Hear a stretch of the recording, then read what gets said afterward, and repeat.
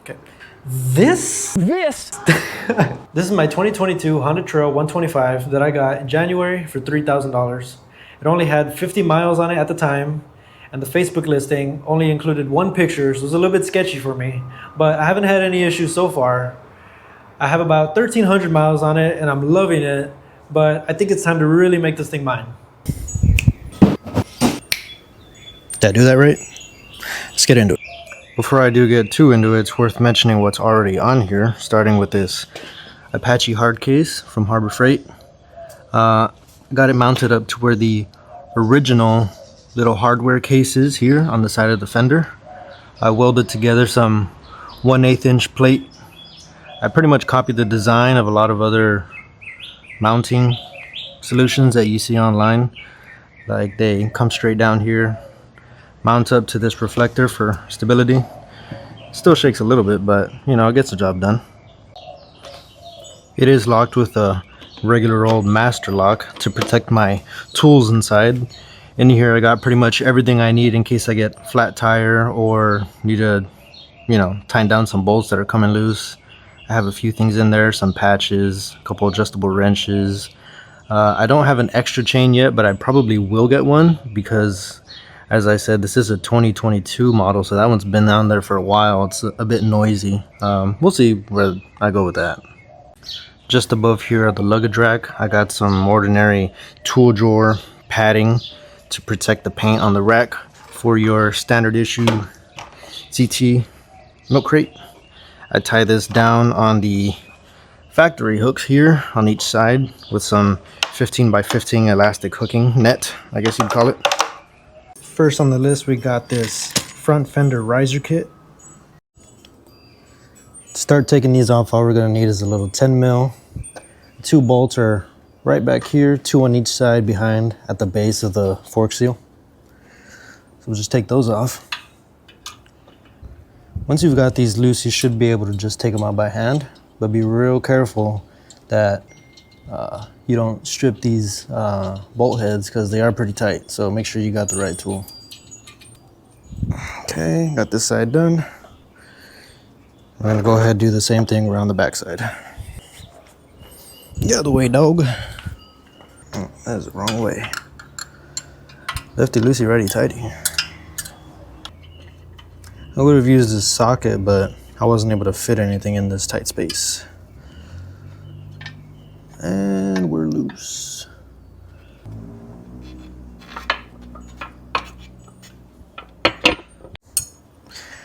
Well, it got me a 14 and a 19 now.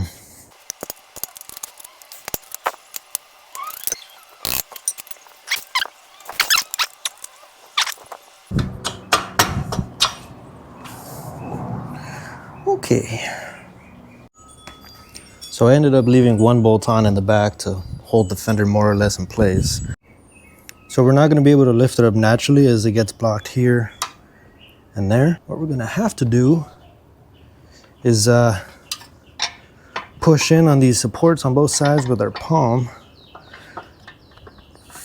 Basically bend it in and then push it up the fork. Cool, just like that. Should hold itself. Now using the riser's base plate, Phillips screw with washer, and a 10 mil nut.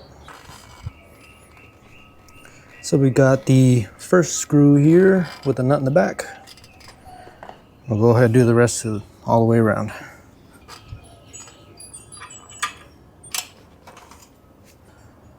Once we got the bracket all mounted up to the fender, I can go ahead and tighten these screws down.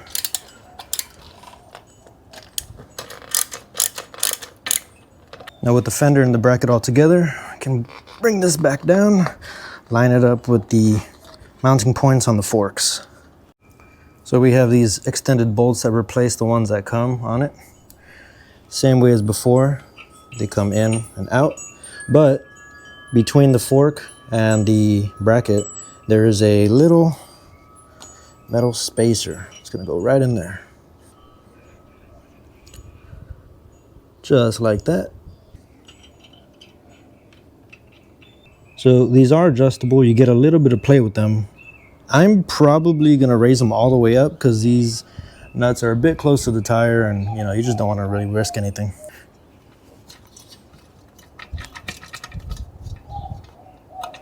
Once it's all the way up, just tighten them back the way we took them off. They're all tightened down, but I will make one final pass around, just give them all a little tiny extra turn, make sure they're all good. I even got room in the fender. I could put my whole hand in there now. So there's the final fit. We got about a whole fistful of clearance now underneath the fender. It looks pretty good to me. So, unfortunately, this is about 2 or 3 days later. I noticed after the fact from installing the fender riser kit that started to get a little bit of a dent in the fender, because right here where the horn is now previously was this thingamajig here. So it was bolted roughly similar to where that bolt is in here. It held the horn down a little lower, and it basically lined up some wire back there. And so this thing, every time the forks would bottom out, would smack right there. So this is what I did. I don't know if I can say I suggest it, but I took this part off and I mounted the horn to where it used to be. It's still pretty sturdy. I imagine the main difference it would probably make is that the horn might seem a little more faint to other drivers. So there's that to take into consideration. But I still don't think it's a big deal, really. I'll probably just, you know, bend it back outwards. Nothing a little nail polish won't fix. Next up, we got this center rack with a removable base plate. First things first, using a 6mm Allen key, we got to take out these retaining screws. Forgot to mention, it's only this top one here. Now using a 5mm, we got to take off this bolt here off the battery case. Once we got all 3 of those out, we got 1 short bushing and 2 long ones. And on the other side, then we can slide this center rack over into the position of those bushings. And then we'll put in their respective screws.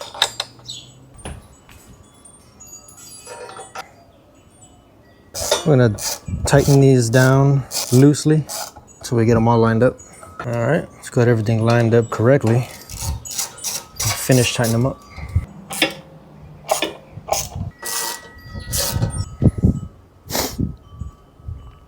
Now we can lay this base plate down, line up the screws, and we'll be done.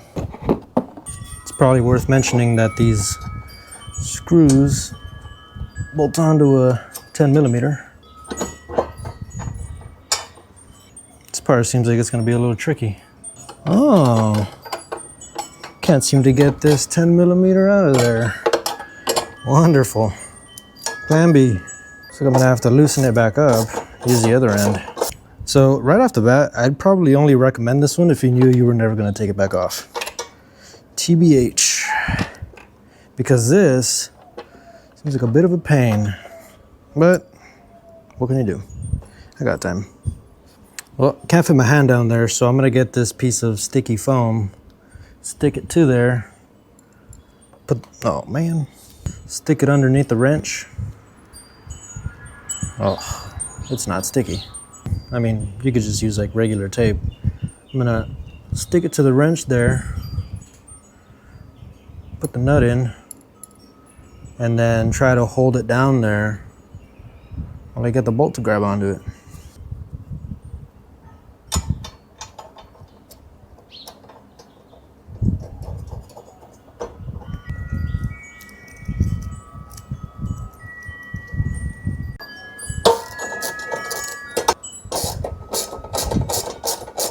All right, perfect.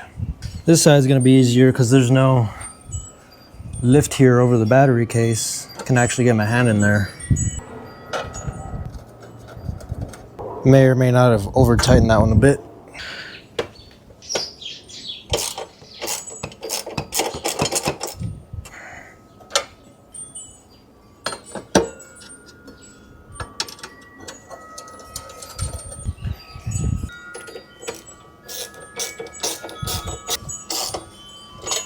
All right, everything's all centered up. Let's give these one last tighten down.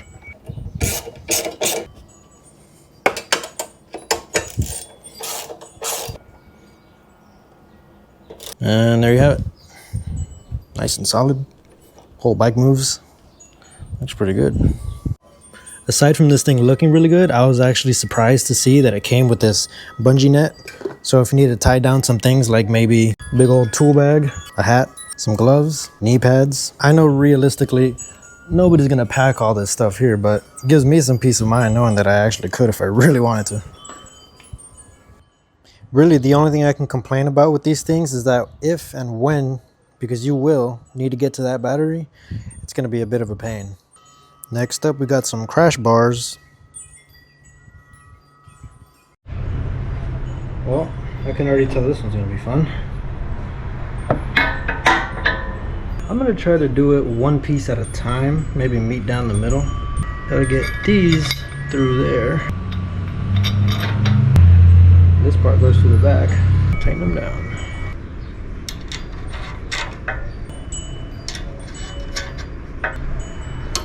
We'll get the bottom ones in there.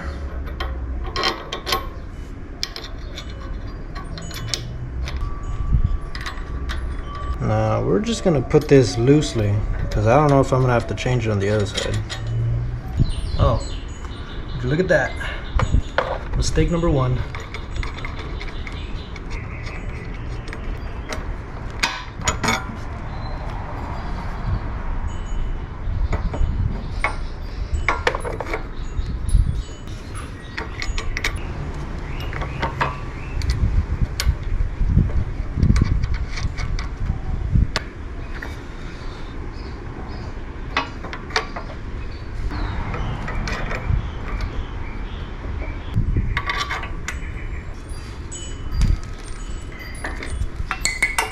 Ah, beautiful.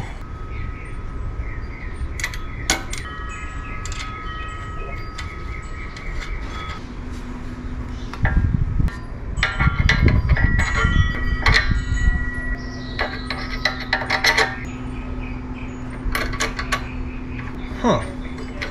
Let's take a look around.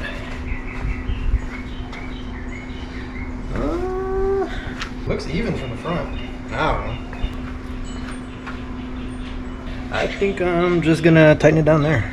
We're gonna be using a 13 mil and a 5 mil Allen key. Let's get this bread.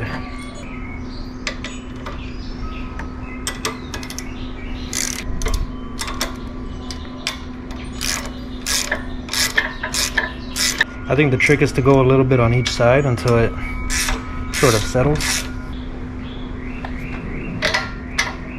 Alright. And repeat. All the other sides.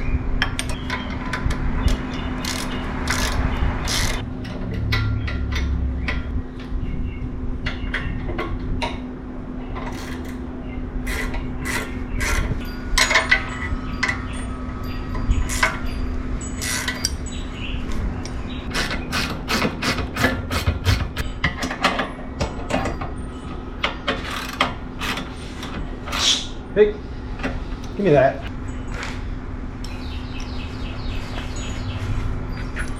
Ugh, crazy dog.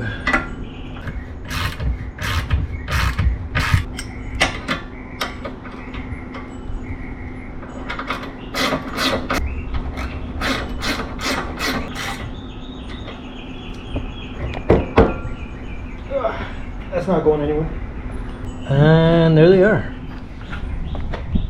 I don't know, is it appropriate to say that I'm kind of excited to drop this thing? Next on the list is some handguards.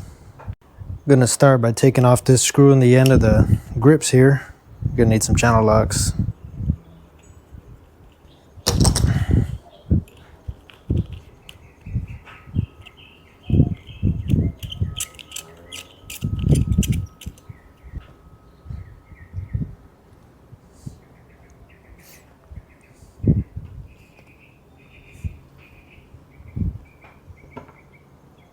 I'm sure there's other ways to do this, but I'm going to use the original screw that was holding in here at the end of the grip.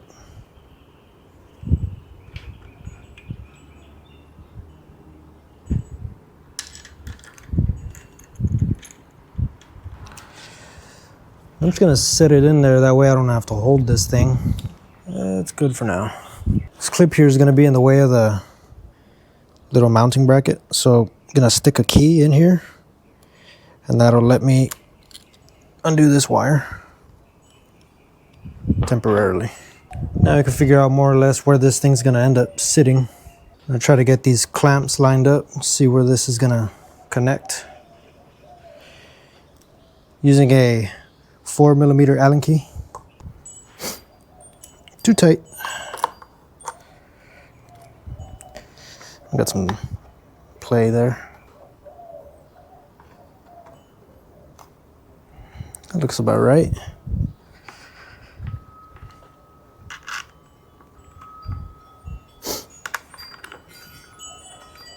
So this one is a 5mm Allen key.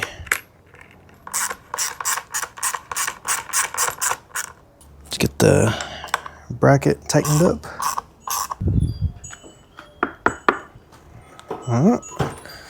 Seems pretty good to me. And we gotta do the other side. I got this generic bicycle drink holder I'm gonna be putting on because I hate when I go out to eat somewhere and I just end up throwing out my drink because I can't take it home.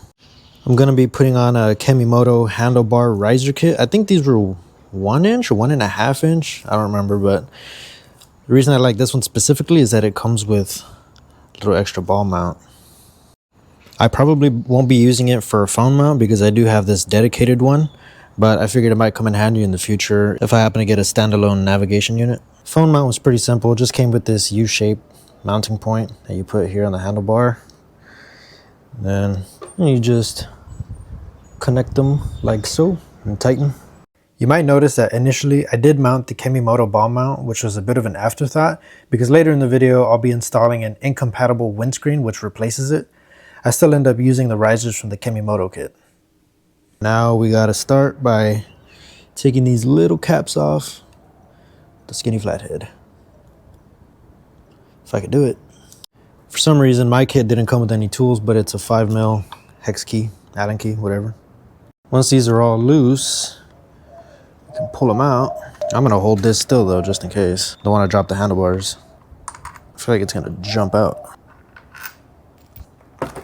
We're actually going to be replacing this top portion, so what I'm doing is I'm going to carefully fold it forward, try not to kink any wires. Then I'm just going to put a flathead, kind of pry a bit. Oh, that is bending the flathead. This thing is not strong enough. I ended up getting a beefier flathead, so I'm going to roll this forward, hold it up, just kind of pry that off. This is the original mounting cover. I lay this down nice and carefully. This part is probably going to be a little bit tricky because I got to roll the handlebars back over and then I got to place them in here, put the ball mount and cap on top, and then bolt it down all at once. Oopsie. So I got the handlebar on top of there. I'm gonna put the mount on, loosely put the bolts, and then we can probably gonna have to adjust these wires and ties to roll the handlebars back a little closer to the body. If I was better prepared, it's at this point that I would be installing the mounting brackets for the windscreen rather than the Kemimoto ball mount shown in the video.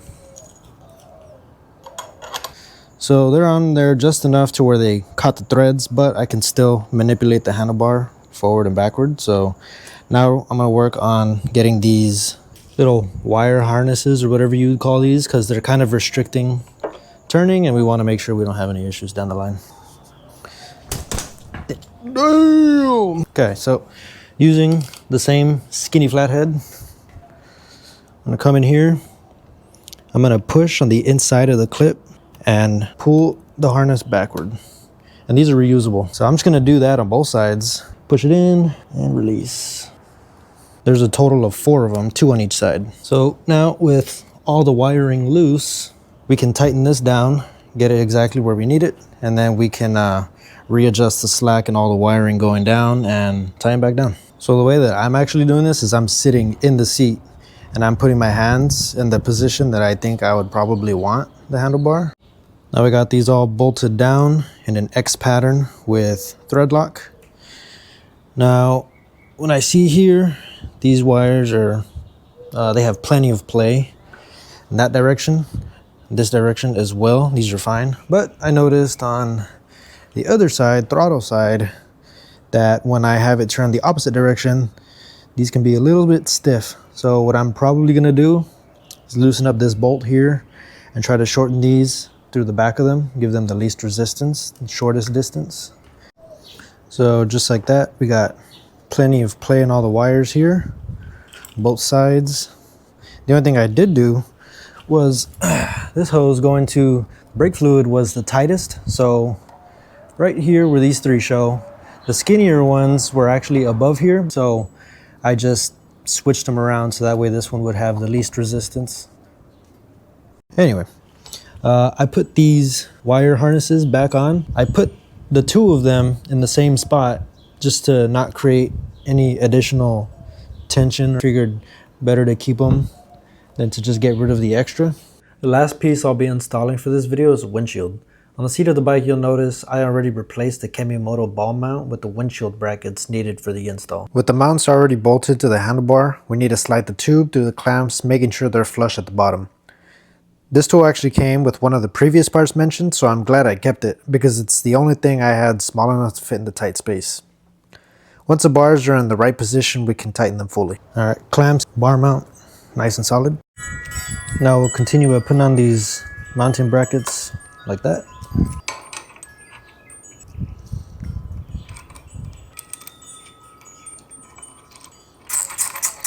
I'm going to tighten them up enough to where I can still kind of turn them and they'll hold their place like that, but they're adjustable still. I'm going to peel the windscreen about halfway down just to expose the entry holes for the bolts.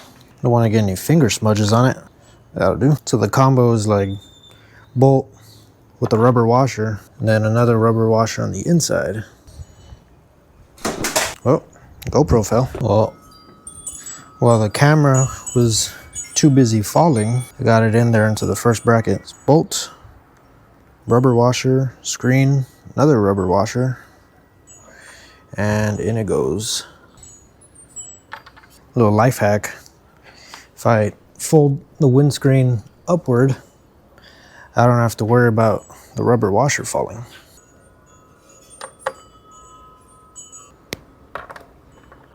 Once you got them all in there, then we can tighten them.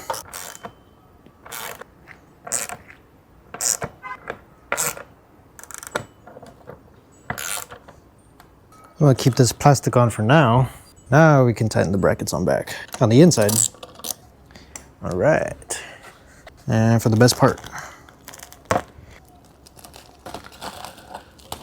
Didn't even get it dirty. So that's it for the parts I'm including in this video. How about we take it out for a ride?